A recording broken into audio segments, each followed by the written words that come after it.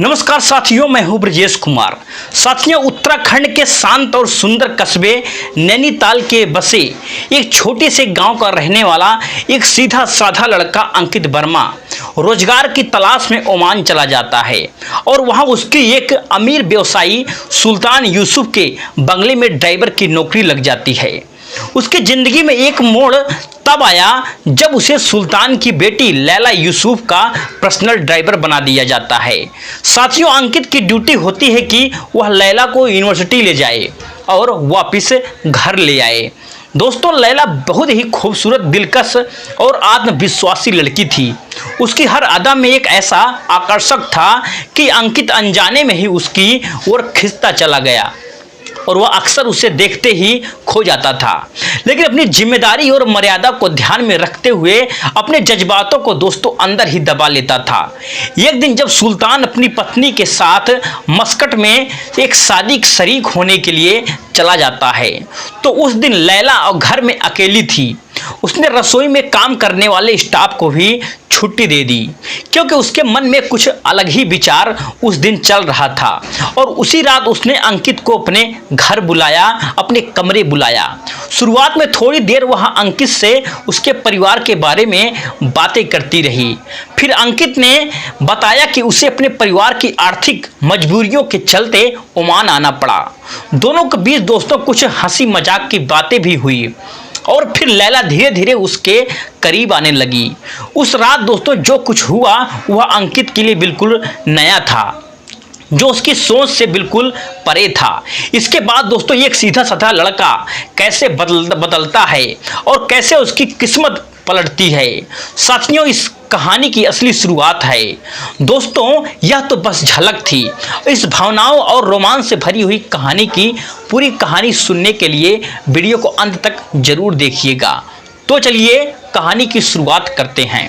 साथियों, उत्तराखंड के नैनीताल जिले के एक छोटे से गांव में रहने वाला अंकित वर्मा एक साधारण ही बहुत ही परिवार से ताल्लुक रखता था।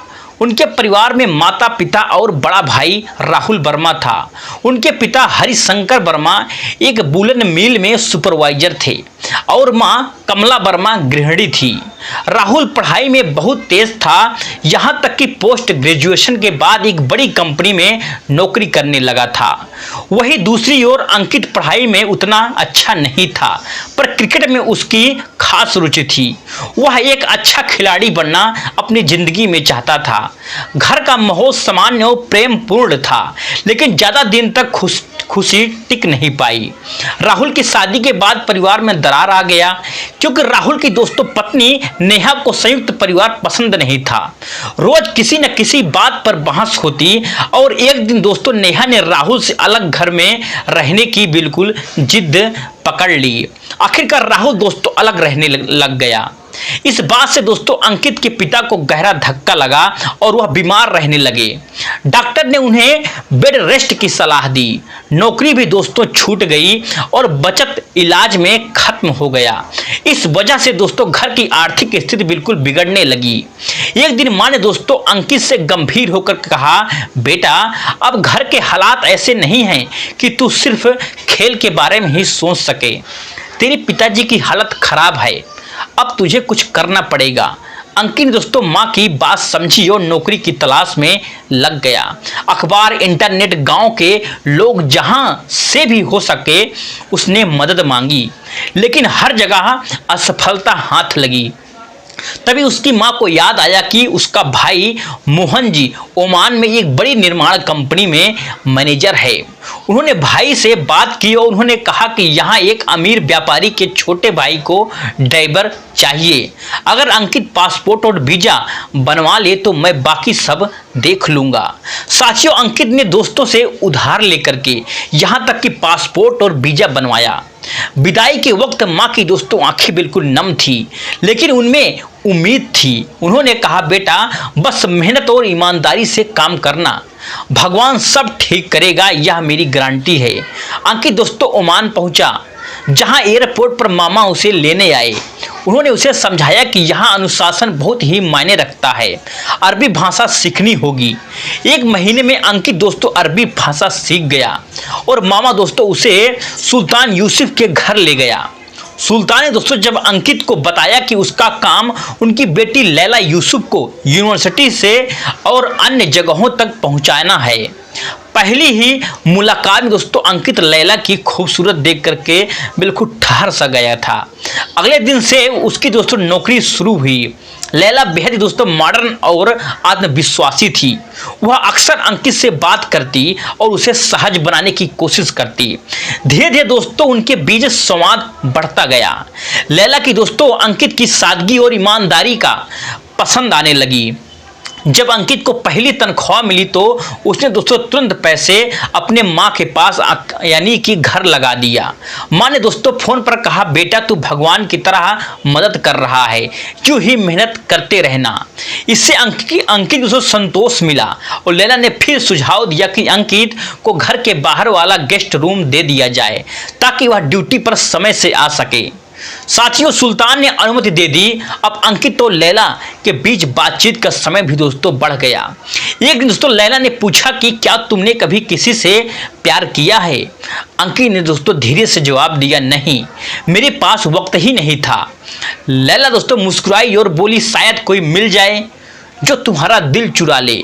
शेख और दोस्तों उनकी पत्नी एक शादी में मस्कट चले गए और घर में सिर्फ अंकित और लैला ही रह गए।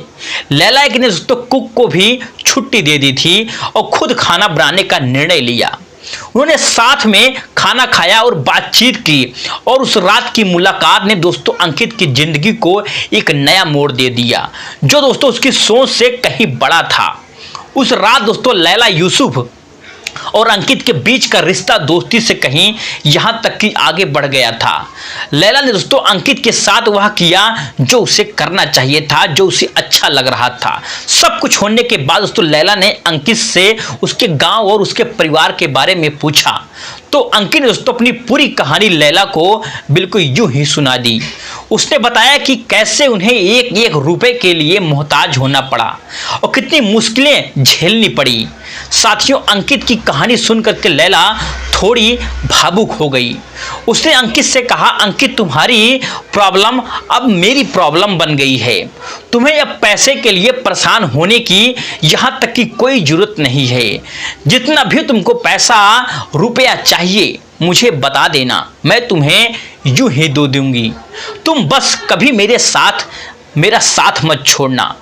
उस रात के बाद से दोस्तों अंकित और लैला के बीच का रिश्ता बिल्कुल गहरा सा हो गया। साथियों उनका रिश्ता अब महज नौकर और मालकिन का नहीं रह गया।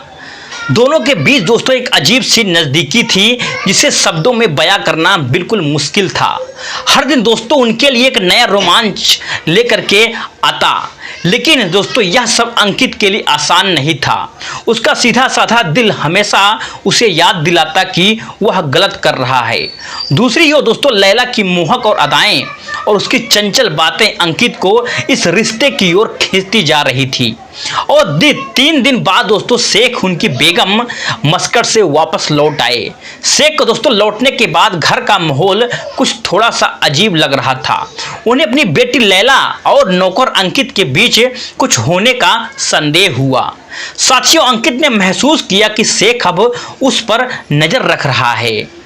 अगले दोस्तों दिन शाम में जब शेख और उनकी बेगम बैठी हुई थी तो अंकित ने अपनी दोस्तों झिझक भरी आवाज में कहा, शेख साहेब मुझे कुछ दिनों के लिए छुट्टी चाहिए। मुझे अपने घर जाना है, गांव जाना है, घर पर कुछ जरूरी काम है। शेख ने दोस्तों चौंकते हुए पूछा, अचानक से क्या सब ठीक है ना? अंकित ने जवाब दिया, जी हाँ साहेब सब ठीक है, बस लंबे समय से घर नहीं गया हूँ तो थोड़ा सा वक्त निकाल करके जाना चाहता हूँ। दोस्तों शेख की बेगम ने कहा, हाँ शेख उसे जाने दो, आखिर परिवार भी तो जरूरी है। शेख ने कहा, ठीक है लेकिन जल्दी लौट आना, तुम्हारे बिना यहाँ काम अधूरा रहेगा। यह सारी दोस्तों बातें लैला कमरे के बाहर बिल्कुल शांत खड़ी होकर के सुन रही थी। रात में जब शेख और उनकी बेगम अपने कमरे में सो गए थे तो लैला अंकित के कमरे में चुपके से जाती है और बोलती है, तुम अचानक क्यों जाना चाहते हो? उसने दोस्तों चिंता से पूछा। अंकित ने गहरी सांस लेते हुए कहा, मैडम मुझे डर लग रहा है कि शायद शेख साहब को हम दोनों को रिश्तों के बारे में पता चल गया है, शक हो रहा है। अगर मैं यहाँ रहा तो सब खराब हो सकता है। साथियों, लैला ने उसकी आंखों में देखते हुए कहा, डरो मत, मैं हूं ना तुम्हारे साथ, उन्हें कुछ पता ही नहीं चलेगा। साथियों, अंकित ने सिर हिलाते हुए कहा, लेकिन यह खतरा उठाना सही बिल्कुल भी नहीं है। मैं कुछ दिनों के लिए गांव चला जाता हूं, तब तक माहौल थोड़ा शांत हो जाएगा। साथियों, लैला ने थोड़ा निराश होकर के कहा, ठीक है, लेकिन वापस जल्दी आ जाना, मैं तुम्हारे बिना नहीं रह सकती हूँ। साथियों, फिर अगले दिन ही अंकित की छुट्टी की दोस्तों बात ने शेख के मन में और सवाल खड़े कर दिए। उसने अपने दोस्तों बेगम से कहा, तुम्हें नहीं लगता है कि अंकित का अचानक यहाँ से जाना थोड़ा अजीब सा है? बेगम ने दोस्तों जवाब दिया कि तुम हर बात पे शक क्यों करते हो? वह कई महीनों से यहाँ काम कर रहा है, अगर उसे घर जाना है तो इसमें क्या गलत है? शेख ने दोस्तों गंभीरता से कहा, हो सकता है शायद तुम ठीक बोल रही हो। इसके बाद दोस्तों अंकित ने इंडिया यानी भारत जाने के लिए अपनी फ्लाइट का टिकट बुक कराया। 2 दिन बाद सुबह के समय दोस्तों अंकित ने अपने बैग पैक किए, तभी चुपके से लैला अंकित की दोस्तों कमरे में आ जाती है और अंकित से बोलती है कि अंकित, अगर किसी भी चीज़ की तुम्हें वहाँ पर जरूरत हो तो मुझे बताना और जल्दी ही तुम वापस आ जाना, मैं तुम्हारा इंतजार करूँगी। दोस्तों, उसने बाद में अंकित मना करने के बावजूद भी लैला उसके अकाउंट में 40 लाख रुपए भेज दिए और फिर वह बोलती है कि अगर पैसे की और जरूरत पड़े तो मुझे फ़ोन कर देना। साथियों, फिर अंकित सबसे विदा लेकर के दुबई एयरपोर्ट पर पहुंच गया। फिर कुछ ही घंटों का सफर करने के बाद दोस्तों अंकित अपने घर आखिरकार वापस लौट आया। दोस्तों, पहुंचते ही उसने सबसे पहले अपनी माता पिता के पैर छुए और माता पिता की आंखों में दोस्तों आंसू आए हुए थे। उनकी आंखों में अपने दोस्तों बेटे के लौटने का जो चमक थी वह दोस्तों अंकित के दिल को सुकून देती थी। बेटा तू आ गया, तुझे देख करके दिल का कितना सुकून चैन मिल रहा है। साथियों, उसकी मां ने गले लगाते हुए कहा। पिताजी ने मुस्कुराते हुए कहा, बेटा हमें तुम्हारे ऊपर गर्व है। अंकित ने दोस्तों अपने माता पिता के साथ खूब समय बिताया और उसने उनकी छोटी छोटी जरूरतों का ध्यान रखा और घर के कामों में यहाँ तक कि हाथ बटाया। साथियों, उधर सऊदी अरब में लैला बेचैन हो रही थी। वह अंकित को हर पल याद करती और उसकी गैर मौजूदगी से दोस्तों अकेलापन यहाँ तक कि महसूस करती। हर रात दोस्तों उन लम्हों को याद करती जो उन्होंने साथ बिताए थे। साथियों, लेकिन दोनों के बीच का फासला फोन पर होने वाली बातचीत से कम हो जाता था। फिर लैला दोस्तों अंकित को कॉल करती और पूछती, तुम कब लौट रहे हो? साथियों, फिर अंकित यहाँ सब सुना सुना लगता है तुम्हारे बिना।